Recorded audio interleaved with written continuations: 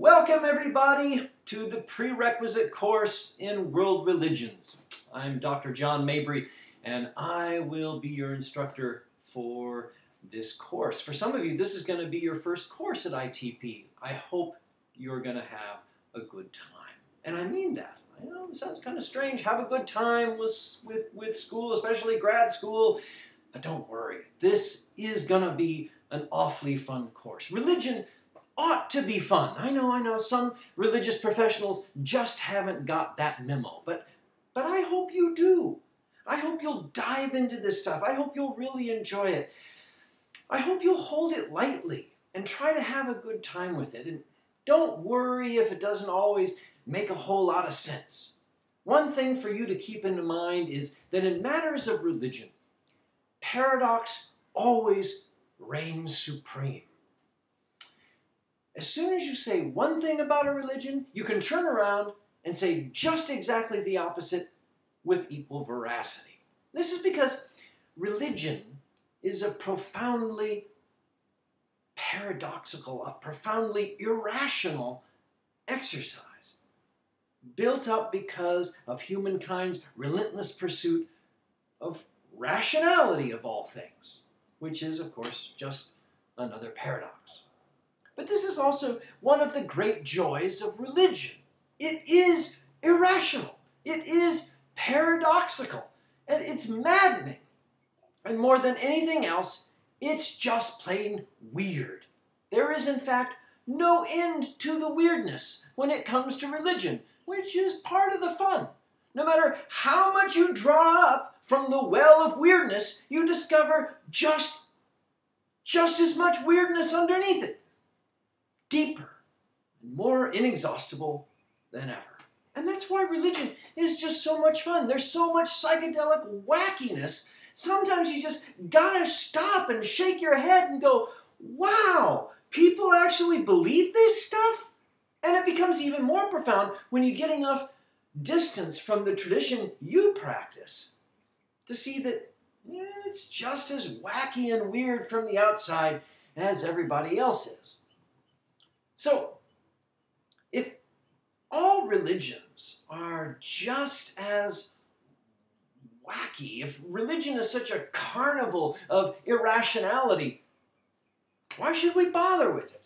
Because while it's full of oodles of glorious nonsense, at the same time, it's also true, which is, of course, another paradox. So this begs the question, quo est veritas? What is truth? What do we even mean by truth? In what way is the story of Shiva cutting off the head of his son and replacing it with the head of an elephant true? I am not going to answer that question for you. I'm going to let you reason that one out for yourself. You're welcome. Now, why do religions even emerge? Why do we have them? Well, unlike what some people might think, religions don't just kind of drop out of the sky. They don't emerge out of a vacuum. They don't arise for no reason. Religions arise in order to meet specific human needs. Needs that are common to all people. What might some of these needs be? Well, the biggest, of course, is the need to survive. Another is the need to understand the world around us and how it works. And you know, science is a pretty new invention. Before we had science, all we had was story. Mythologies of the world's religions are stories that make sense of our lives. They made sense of the world around us. And religions also arise because human beings crave control. The world that our ancestors lived in was hard and harsh. I think sometimes we lose track of just how hard it was. Sometimes elements of religion arise because human beings need to feel like they have some control over their environment, around the things that are mysterious, that in fact cannot be controlled. Religions arise because we need to resolve issues in human nature. In other words, what's wrong with the human condition and how do we fix it? And different religions see that problem in different ways. We may get to that in a minute. Religions also arise because of a fear of mortality. I'm going to die, or my tribe might die. How do we address that? Religions also arise because human beings have a need to belong to something larger than ourselves. This is where the transpersonal aspect of all religions as well. What is the larger self that we're all a part of? So, as we make our way through the different religions, I'd like you to be looking for several important things. First of all, as you read the stories, you're going to be listening to origins. How did this religion get started? Why did it get started? What was the cultural milieu out of which this religion developed? What was the founder's story? If there was a founder, that is. And from what and why did the founder break from the previous religion?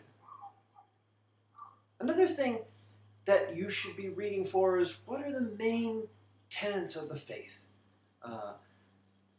What are the theological beliefs? What are the beliefs about divinity, about the world, about humanity that come through this religion? How is it similar to what came before in previous religions? And how is it different? How is it novel? Not only ask, what is divinity like, but how does it behave? What does it want? Another thing to be looking for is what theologians call soteriology. This is the question that asks, what's the problem with human nature? As we were saying just a few minutes ago, what's the problem? What's the core issue of human existence that needs to be addressed? And how do we do that? How does this religion understand the problem, and how does it attempt to fix it? For instance, in native traditions, the question is, the problem is, how do we survive? In Taoism, the problem is, we've forgotten our true natures. In Hinduism, Buddhism, Sikhism, and Jainism, we're trapped in an illusion. How do we get out of it? In Zoroastrianism, we're caught in the crossfire of a cosmic war. Watch out! In Judaism, we hearken back to the native question. How do we survive? Specifically, how does our tribe survive? In Christianity, the problem is, oh my God, I'm gonna die! In Islam, the problem is, how do we keep everybody from killing each other? So, be looking for these questions and how the religion solves the problem. Also be paying attention to practice. How is this faith lived out on a daily basis? What does worship look like? What are the liturgical forms, the ritual forms that are employed by this religion? What effect do these have on the worshipers? What spiritual disciplines are practiced? And how are they efficacious in people's daily lives? What kinds of service to other people or to the planet are honored by this religion? How is it encouraged? What's its impact?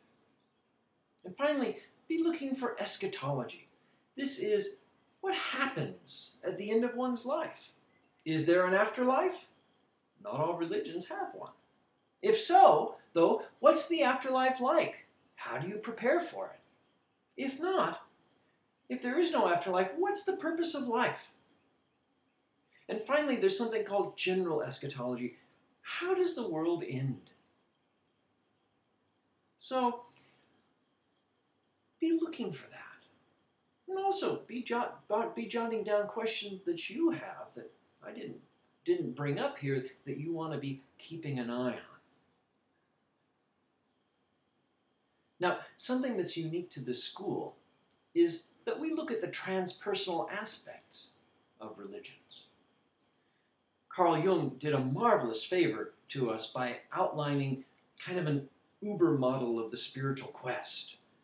He stated in non-religious language, in psychological language, the journey that every religion known to humankind describes by means of its own mythology and symbols, etc. Jung says that human beings suffer because we mistakenly believe that the ego is who we are. But Jung says that who we really are is the self with a capital S. We are all that is.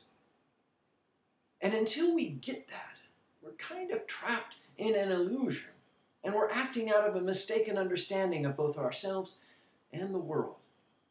The spiritual goal of nearly every tradition is the disidentification from the ego and the re-identification with the capital S self, a larger reality of which we're all a part. In native traditions, this larger self is nature. In Taoism, the larger self is the Tao. In Hinduism, the larger self is Brahman, or God. In Buddhism, the larger self is all that is, or emptiness. There's a paradox for you. In Judaism, the larger self is Israel, not the nation, but the people. In Christianity, the larger self is Christ. In Islam, the larger self is the Ummah, the just society. And for Sufis, the larger self is Allah. Religion is always a profoundly transpersonal enterprise, clothed in what appears to be an almost arbitrary assortment of exotic dress, culturally specific stories, rituals, and worldviews, but nevertheless describe the same essential spiritual process. So, as we study to be spiritual guides, we've got to be able to meet people where they are. We've got to speak to them in their native religious language, and not to impose our own ideas or language or mythologies or symbols on them, but to work with the mythologies, the stories, the symbols, the vocabulary that they come to us with.